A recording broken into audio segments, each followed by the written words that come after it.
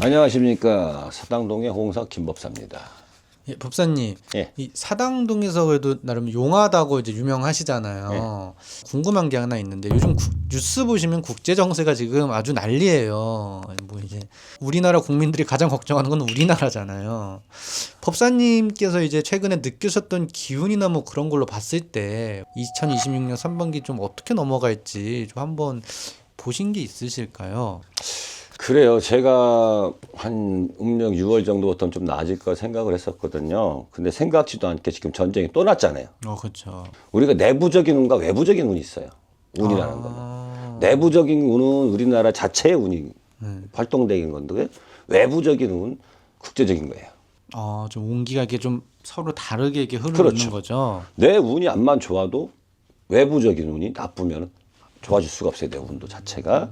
지금 내가 봤을 때는 한동안 우리나라 대개 전쟁 후유증에 시달릴 거예요.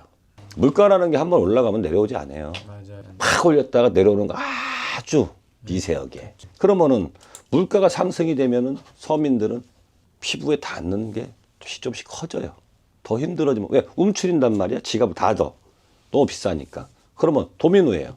소상공인들은 또 지갑을 닫으니까 또 힘들어. 그 사람들도 뭔가 다 줄려 폐업을 해. 그럼 전체적으로 되게 물가라든가 이런 뭐 유류대가 다 올라가 버리니까 상당히 힘들 거로 봅니다. 그리고 지금 모든 코스피가 지수 같은 게 다 올라가잖아요. 지금 우리나라에서 기대할 거는 로또 빼놓고 그것밖에 없어요. 지금 뭐 갑자기 목돈을 질 수 있는 게 로또 빼놓고 뭐 복권 빼놓고 뭐 있나요? 그렇죠. 그러면 지금 너도 나도 지금 주식에 열풍을 갖고 있단 말이야. 주식이라는 내가 갖고 있는 여윳돈을 갖고 움직여야 되는데 갑자기 남들은 자고리안에 몇 천만 원을 불었네. 그러면은 내가 갖고 있는 돈에 대출 남의 돈 섞어서 몰빵을 해요. 그래 그게 탁 치고 올라가서 다 빼면 좋지만은 분명히 시소 같은 거예요. 시소. 한쪽이 올라가 한쪽 내려가게 돼 있거든. 그러면 올라간 사람 저쪽 내려간 사람들은 다 그게 적자로 적자로 남을 거란 얘기야. 손실로. 그럼 그분들은 내가 감당할 수 없는 돈을 했던 사람들은 신용불량자 아니면 그전에 더 많은 분들이 주식에 투자해가지고 극단적인 선택을 했던 분들도 많고 젊은 친구들 신용불량자 대학생들 신용불량자들 많이 나왔었을 겁니다. 그거랑 똑같아 지금. 앞으로 그 주식으로 인해서 생과 사를 왕래할 사람들이 많다. 코스피가 어제부로 폭락을 했습니다. 국제에서 볼 수도 없었던 폭락을 지금 겪고 있어가지고 법사님 말씀대로 이거 궁금해할 거예요. 폭락을 했을 때 오히려 들어가는 사람이 있습니다. 다시 오를 거라는 그 믿음으로 점점 힘들어지는 게 요때 사는 거 맞긴 맞아요. 네. 맞는데 네. 내가 없어도 되는 돈. 요새 쉽게 안 봐도 되는 돈. 쉽게 존버할 수 있는 능력이 있는 사람들. 그 사람들은 뭐 사놓고 기다리겠죠. 그죠. 주식이란 게 결국은 오르는 거니까. 네. 근데 당장 그거를 단타로 그죠. 단다. 해가지고선 내가 오늘 저기 3천만 원 꼬았는데 내일 줘야 돼. 오늘 팔아서 그걸 줘야 돼. 따로 떨어졌어. 난리 나는 거지. 큰일 나는 거예요. 그러니까 지금은 상승장은 아니니까 상반기까지는 그런 짓은 하지 말아라. 그러니까 그 우리가 이제 떨어졌을 때 사는 사람들은 진짜 기관이에요. 좀 장기를 보는 사람들. 근데 개미가 그랬다. 난리 나. 나중에 개미 털고 나면 다 떨어져. 큰일 나고. 그러니까 예. 그런 부분. 근데 이게 대부분이 어디서 왔냐 그러면은 러우 전쟁 장기화.